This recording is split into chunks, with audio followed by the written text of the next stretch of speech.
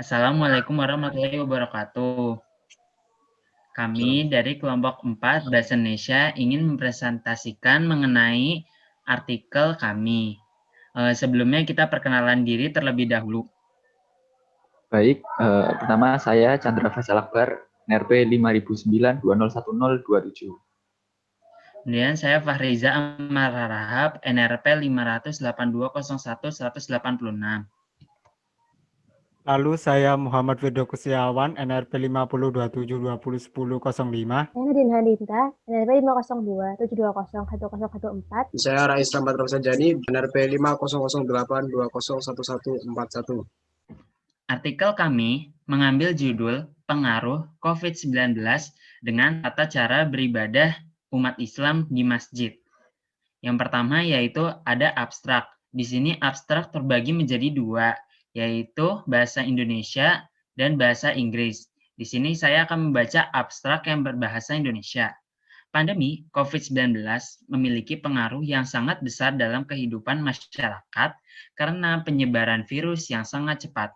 Untuk mencegah virus corona semakin menyebar di Indonesia, pemerintah membuat kebijakan untuk melakukan pembatasan sosial berskala besar dan selalu menerapkan protokol kesehatan sehingga banyak aktivitas yang terkena dampak akibat adanya kebijakan ini. Salah satu kegiatan yang terkena dampaknya adalah kegiatan beribadah di masjid untuk umat Islam.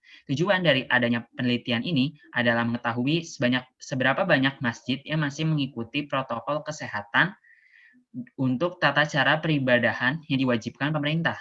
Metode penelitian yang digunakan adalah metode cross-section melalui kuesioner yang disebar secara daring.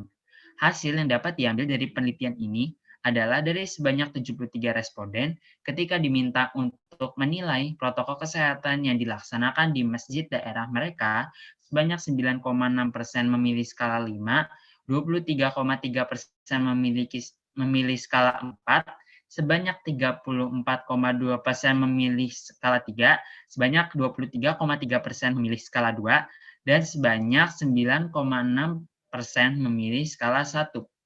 Kata kuncinya yaitu masjid, tata cara peribadahan, dan umat Islam.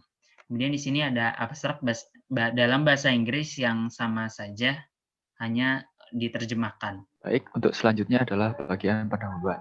Di sini pertama kali kami menjelaskan mengenai COVID-19. COVID-19 teridentifikasi pertama kali di Wuhan, Provinsi Hubei, Cina pada 31 Desember 2019 sebagai salah satu kelompok kasus pneumonia.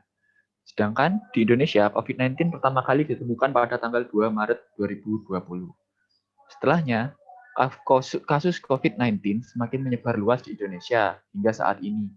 Dikutip dari data Satgas Penanganan COVID-19 per 13 November 2020, terdapat 457.735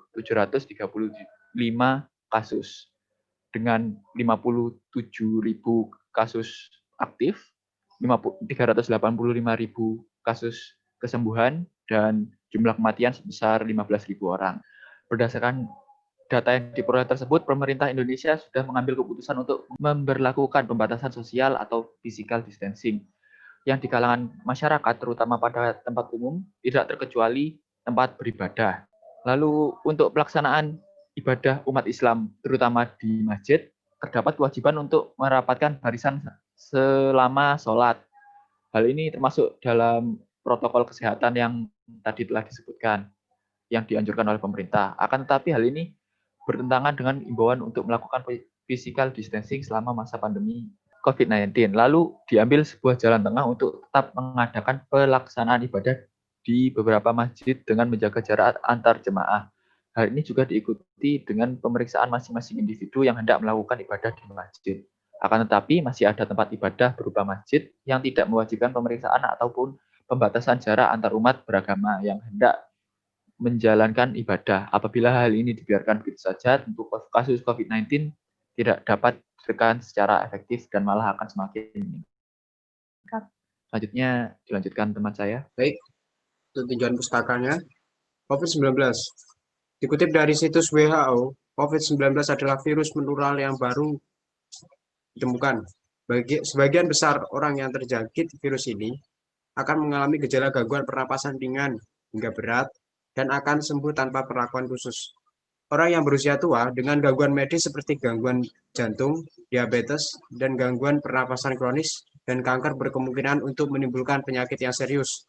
Dikutip dari WHO 2020, COVID-19 dapat menular dari manusia ke manusia melalui percikan batuk atau bersin atau droplet, tidak melalui udara.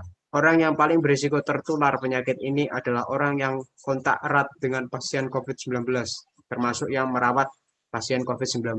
Rekomendasi standar untuk pencegahan penyebaran infeksi adalah melalui cuci tangan secara teratur menggunakan sabun dan air bersih, menerapkan etika batuk dan bersin, menghindari kontak secara langsung dengan ternak dan hewan liar, serta menghindari kontak dekat dengan siapapun yang menunjukkan gejala penyakit pernapasan seperti batuk dan bersin dari Kementerian Kesehatan 2020.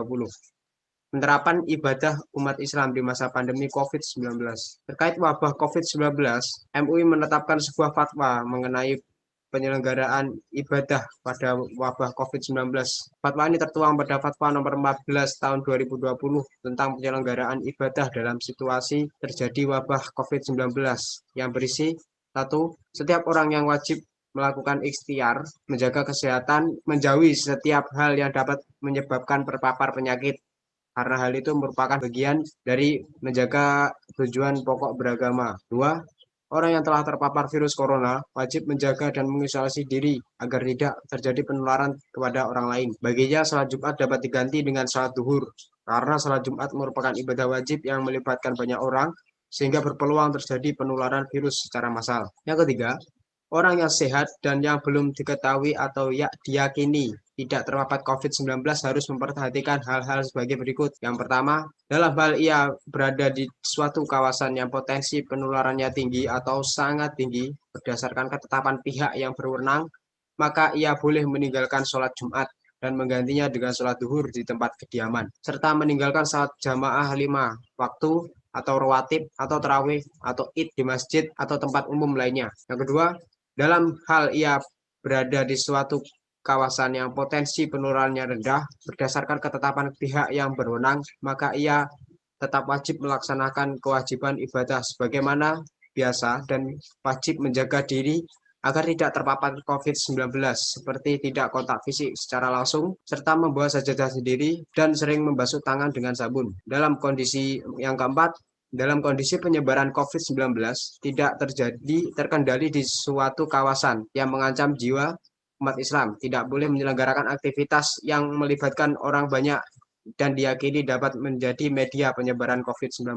Yang kelima, dalam kondisi penyebaran COVID-19 terkendali, umat Islam wajib menyelenggarakan sholat Jumat dan boleh menyelenggarakan aktivitas ibadah yang melibatkan banyak orang seperti jamaah, sholat 5 waktu atau rawatib, sholat tarawih dan id di masjid atau tempat umum lainnya, serta menghadiri pengajian umum dan majelis taklim dengan tetap menjaga diri agar tidak terpapar COVID-19. 6. Pemerintah menjadikan fatwa ini sebagai pedoman dalam menerapkan kebijakan penanggulangan COVID-19 terkait dengan masalah keagamaan dan umat Islam wajib menaatinya. 7. Pengurusan jenazah tahsis al-janais yang terpapar COVID-19, terutama dalam memandikan dan mengafani, harus dilakukan sesuai protokol medis oleh pihak yang berwenang, dengan tetap memperhatikan ketentuan syariat. Sedangkan untuk mensalatkan dan menguburkannya dilakukan sebagaimana biasa dengan tetap menjaga agar tidak terpapar COVID-19.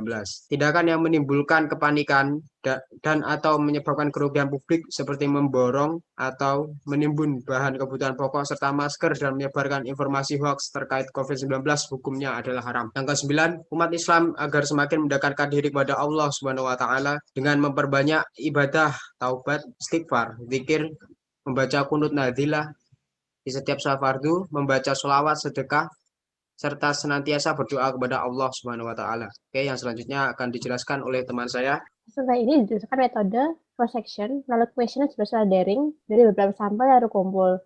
Akan menarik sebuah kesimpulan dari kuesioner yang telah disebar. Pada survei ini, kelompok kami menggunakan tata cara ibadah umat muslim sebagai objek yang akan dianalisis. Penilaian ini mengacu pada responden terhadap keadaan yang dialami oleh responden. Di mana sedang dilakukan menjadi sudah berdasarkan protokol kesehatan, belum melaksanakan, dan tidak diketahui. Pada kategori sudah menjalankan, responden mengakui bahwa protokol kesehatan sudah dijalankan dengan baik. Lalu sementara pada protokol belum menjalankan protokol kesehatan, responden mengakui bahwa masih terdekat dari responden belum menjalankan protokol kesehatan.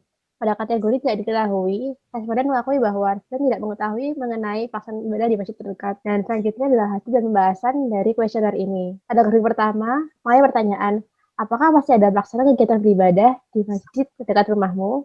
Lalu pada grafik kedua, pertanyaannya adalah, apakah terdapat wastafel umum di lingkungan masjid terdekat? Lalu pada grafik ketiga, pertanyaannya adalah apakah terdapat pengecekan suhu sebelum masuki masjid? Pada grafik keempat, pertanyaannya adalah apakah terdapat pengecekan kesehatan dan larangan bagi beberapa orang yang memiliki gejala tertentu? Lalu pada grafik kelima, jawaban mengenai apakah jarak antar jamaah ketika sholat dijauhkan? Pada grafik 6, menurutmu, apakah masjid di dekat rumahmu sudah memiliki protokol kesehatan? Lalu pada grafik 7, sudah seberapa saat masjid dekat melaksanakan protokol kesehatan? Pada grafik 8, seberapa patuh jamaah masjid terhadap protokol kesehatan yang berlaku? Lalu yang terakhir, pada grafik 9, apakah Anda menggunakan masker dan rajin mencuci tangan ketika pergi ke sholat masjid terdekat? Untuk pembahasannya, di grafik 1, 95,59% menjawab bahwa masyarakat sudah melakukan atau melaksanakan ibadah yang dilakukan di masjid jamaah. Sisanya 3% menjawab bahwa tidak ada kegiatan beribadah. Lalu 1,1% tidak tahu menahu mengenai kegiatan di masjid terdekat mereka. Lalu pada grafik kedua, 7,75,3 responden menjawab bahwa di masjid lingkungan mereka terdapat wastafel untuk mencuci tangan sebelum memasuki masjid dengan harapan jamaah masuk lebih terhindar dari penularan COVID-19. Sampai 12,3% tidak menjawab tidak ada wastafel. Lalu 12,3% lainnya menjawab tidak tahu mengenai keberadaan wastafel. Pada grafik ketiga, mayoritas responden menjawab bahwa di masjid mereka tidak ada pengecekan suhu badan sebanyak 43,8%. Lalu pada 17,8%, responden menjawab bahwa mereka tidak tahu soal pengecekan suhu badan sebelum masuki masjid. Lalu selanjutnya pada 17,8% tidak ada pengecekan suhu dan tidak tahu.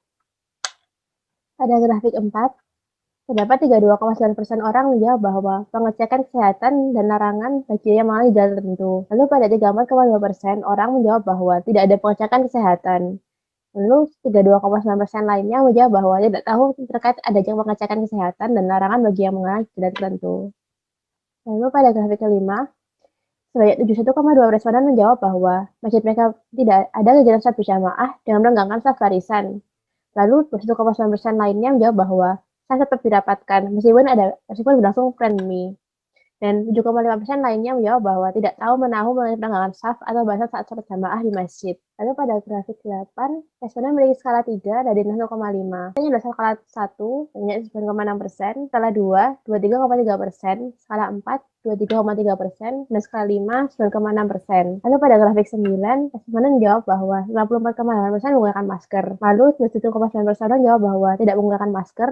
Lalu sisanya 23,3% menjawab tidak pernah sholat jamaah di masjid. Yang terakhir yaitu kesimpulan. Dari data yang telah diperoleh diketahui bahwa kegiatan peribadahan di masjid masih terus berlangsung di masa pandemi. Dalam menanggapi situasi pandemi COVID-19 ini, sudah ada beberapa masjid yang menerapkan protokol kesehatan dalam pelaksanaan berbagai kegiatannya. Masjid-masjid tersebut sudah menyiapkan fasilitas penunjang seperti pembatas antar jamaah untuk mengatur jarak, termogan untuk mengukur suhu tubuh, dan wastafel untuk membasuh tangan. Fasilitas ini tentunya akan sangat membantu dalam menerapkan protokol kesehatan, di antaranya pembatasan sosial, mencuci tangan, memakai masker, dan pengecekan suhu kesehatan. Namun, jumlah masjid yang tidak menerapkan protokol kesehatan secara penuh juga tidaklah sedikit. Masih banyak masjid yang tidak melakukan pengecekan suhu dan kesehatan pada jamaah yang datang. Selain itu, jamaah masjid didapati juga masih tidak terlalu mematuhi protokol kesehatan yang berlaku. Hal-hal tersebut membuat penerapan protokol kesehatan dan semua fasilitas penunjang yang ada menjadi kurang efektif dalam mencegah penyebaran virus COVID-19. Sekian presentasi dari kelompok kami. Apabila ada kurang lebihnya, mohon maaf sebesar-besarnya. Terima kasih. Wassalamualaikum warahmatullahi wabarakatuh.